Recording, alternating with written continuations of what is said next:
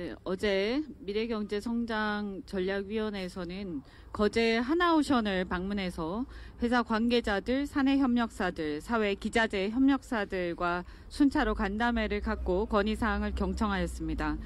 기술 패권 시대 중국과의 경쟁에서 살아남고 한미 조선업 협력을 비롯해 방위산업, 국가 첨단 전략산업으로서 조선 한국의 조선업이 거듭나기 위해서는 선박 건조는 물론이고 기자재, 소부장 등의 첨단화와 국산화, 내국인 숙련 노동자 유지 및 양성으로 산업 생태계가 형성되어 영업이익이 국내 소득으로 귀속되어야 합니다.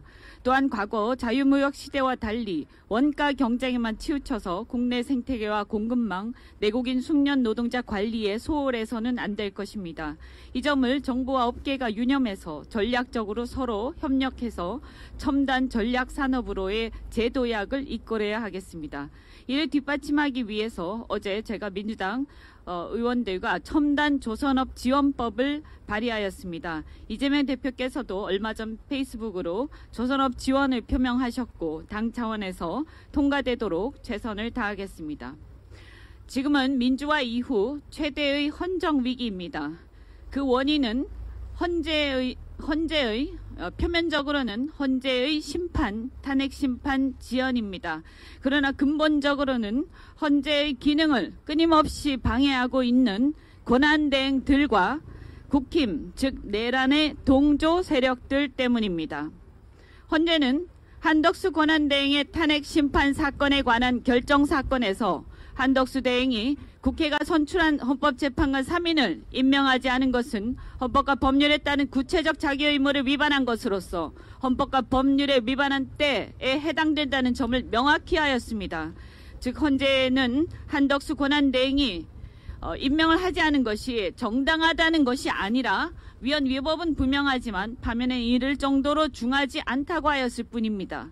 그런데 헌재의 그와 같은 판단을 대통령 탄핵 결정으로 권한대행이 된 직후에 그때의 상황이 아닌 탄핵 소추 약 100일이 경과되고 오직 마은혁 재판관의 임명만을 거부하고 있는 지금의 상황에서도 똑같이 적용될 것이라고 생각한다면 큰 오산입니다.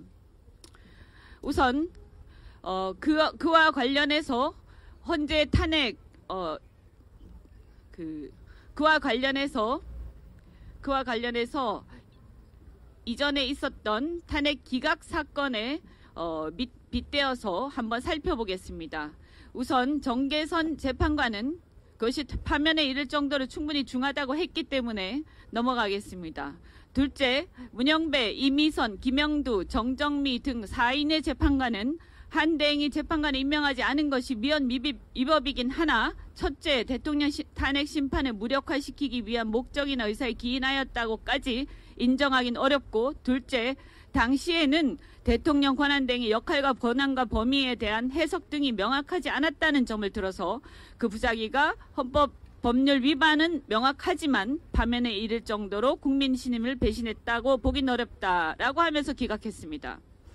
그렇다면 한덕수 권한대행이 마은혁 재판관을 임명하지 않은 부작위가 위헌 위법임을 알면서도 지금까지 계속해서 임명하지 않는 것은 헌재 재판관 수가 본래 9인인데 8인이 되고 대통령 탄핵 심판의 정족수가 6인임을 감안할 때 헌재 재판관 수를 본래 9인에서 8인으로 유지하게 함으로써 탄핵 심판의 확률을 9인 중 6인이 아닌 8인 중 6인으로 더 어렵게 만들어서 방해하려는 의도임이 명확해집니다. 위헌 위법임이 명확함을 헌재 판결 등으로 인식하였고 그럼에도 불구하고 이미 변론이 종결되어 평의가 진행 중인 지금 시점에도 임명하지 않는 행위는 평결의 찬반수 비율, 즉 탄핵 심판 결과에 영향을 미치려는 의도가 객관적으로 명백히 입증된다고 할 것입니다. 따라서 한덕수 대행이 지금 마은혁 재판관을 계속해서 임명하지 않는다면 탄핵소추 초기와는 달리 중대한 위헌 위법임이 분명하다고 말씀드리겠습니다. 또한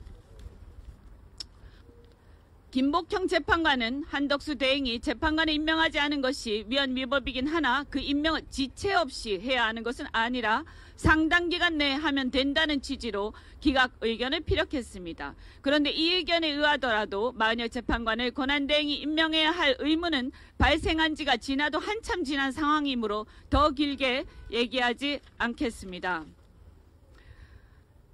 그런데 한 가지 더 말씀드리겠습니다. 본질적인 문제입니다.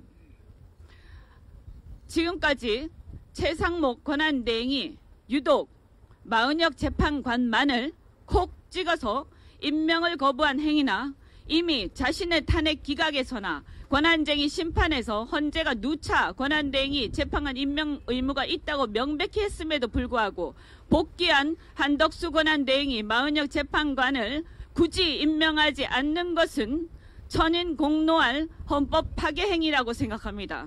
왜냐? 여러분, 이 문제의 본질을 한번 생각해 보셔야 합니다.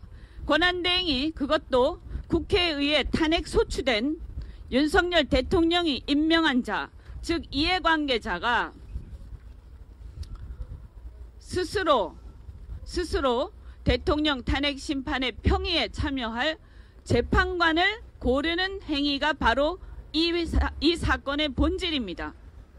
또한 국회의 헌재 구성 기능을 여기서 마은혁 재판관은 국회가 선출한 것입니다. 그런데 국회의 헌재 구성 기능 그 3인을 권한대행이 침탈하는 행위입니다. 이런 행태를 용인하게 된다면 대통령 탄핵 심판이라는 사상 최대의 헌법 심판 사건에서 어떤 대통령이든 앞으로는 그가 임명한 권한대행을 통해서 자신에게 불리한 의견이 예상되는 재판관만 콕 찍어서 임명을 거부하고 계속 버티게 함으로써 사실상 헌재 심판 결과를 얼마든지 왜곡하게 할 수 있게 되는데, 이는 사실상 본래 당연히 있었어야 할 헌재 심판을 조작하는 결과가 초래됩니다.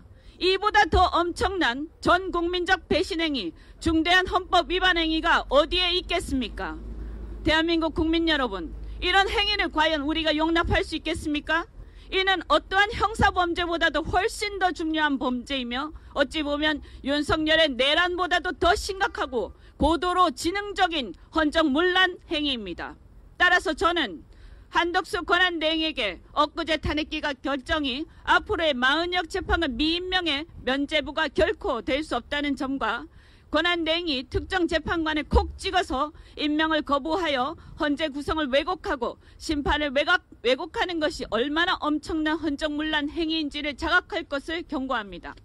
한편 헌법재판소는 대통령 권한대행이 이렇게 국회의 헌법재판관 선출 기능과 헌재의 대통령 탄핵 심판 기능을 근본적으로 몰각시키는 행위, 이런 헌정문란 행위에 해당하는 이런 행위에 대해서 침묵을 지켜서는 안 됩니다. 이는 재판관들의 개개의 성향이나 견해를 떠나 결코 용인되어서는 안 된다고 생각합니다. 이상입니다.